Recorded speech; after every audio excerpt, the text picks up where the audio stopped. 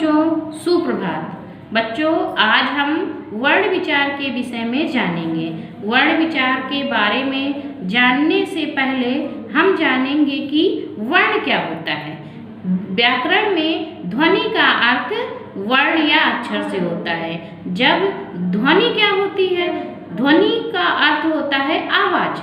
जैसे हमारे चारों ओर अनेक प्रकार की ध्वनियाँ होती हैं, जैसे पशुओं के बोलने की ध्वनि, बादलों के गरजने की ध्वनि, यातायात के चलने की ध्वनि आदि। लेकिन इन ध्वनियों का कोई अर्थ नहीं होता, परंतु मनुष्यों के बोलने तथा उनके बातचीत करने से जो ध्वनियाँ निकलती हैं, उनका कुछ ना कुछ अर्थ अवश्य होता है।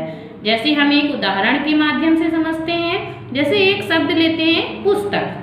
पुस्तक शब्द में कई प्रकार की ध्वनियाँ होती हैं, जैसे पा, धन, उ, धन सा, धन ता, धन आ, धन का, धन आ। इस प्रकार से इस शब्द में अनेक प्रकार की ध्वनियाँ हैं, जिसके हम टुकड़े नहीं कर सकते। इस प्रकार से हम कह सकते हैं कि वह छोटी से छोटी मूल ध्वनि जिसके खंड या टुकड़े नहीं किए जा सकते, वह वर्ण या अक्षर कहलाती है। जैसे आ, ई, का, खा, गा, चा, टा, पा आदि।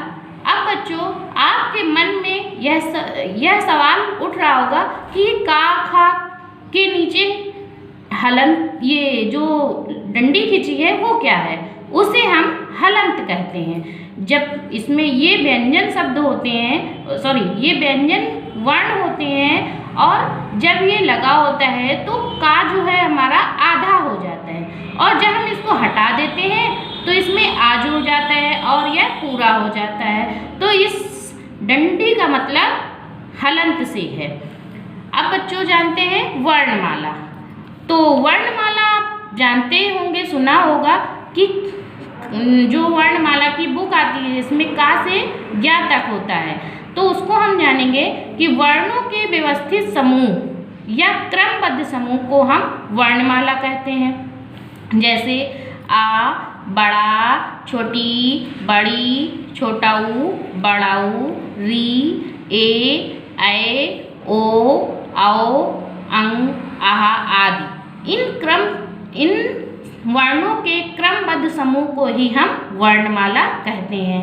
हिंदी वर्णमाला में 52 वर्ण होते हैं, जिनमें 11 स्वर, 33 व्यंजन तथा 2 अयोगवाद ध्वनि तथा 4 संयुक्त अक्षर होते हैं। बच्चों,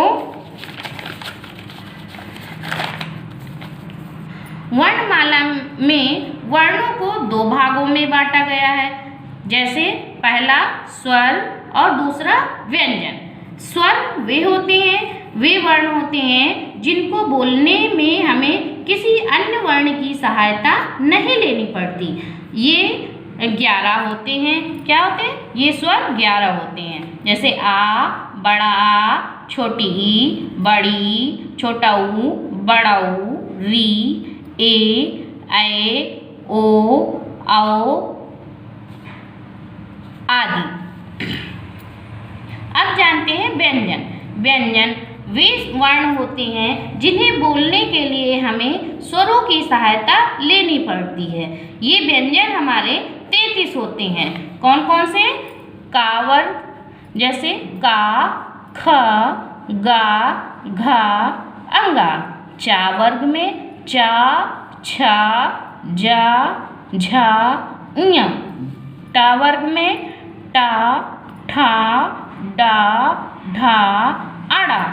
ता वर्ग में ता, था, दा, धा, ना। पा वर्ग में पा, फा, बा, भा, मा। अब आते हैं इसके नीचे के वर्णों में, जिन्हें हमें अनेक भागों में बांटा गया है। पहला अंतःस्थ, या, रा, ला, वा। ये हमारे अंतःस्थ व्यंजन कहलाते हैं।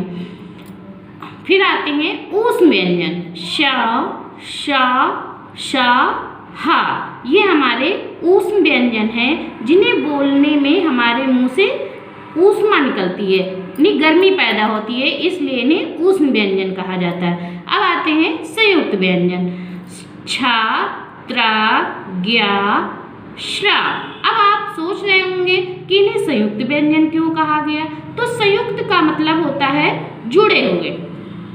तो ये जो हमारे 4 अक्षर हैं ये 2 अक्षरों से मिलकर बने हुए हैं। जैसे छा है तो का और शा से, त्रा है तो ता और रा से मिलकर बना है, ज्ञा है तो जा और इया से मिलकर बना है, श्रा है तो शा और रा से मिलकर बना है, इसलिए इन्हें संयुक्त व्यंजन कहा जाता है। अब आते हैं अयोग व ध्वनियाँ जो हमारे नाक से निकलती हैं। वो हैं अनुस्वार यानी अंग, जिसे हम किसी भी वर्ण के ऊपर प्रयोग करते हैं, चाहे वो स्वर हो या व्यंजन हो, जिनका मतलब ना से होता है।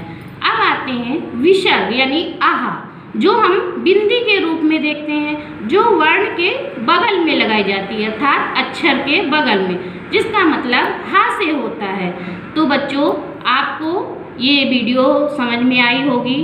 अब आप यह गृह कार्य के रूप में 10 प्रश्नों को अपने गृह पुस्तिका में करेंगे। धन्यवाद।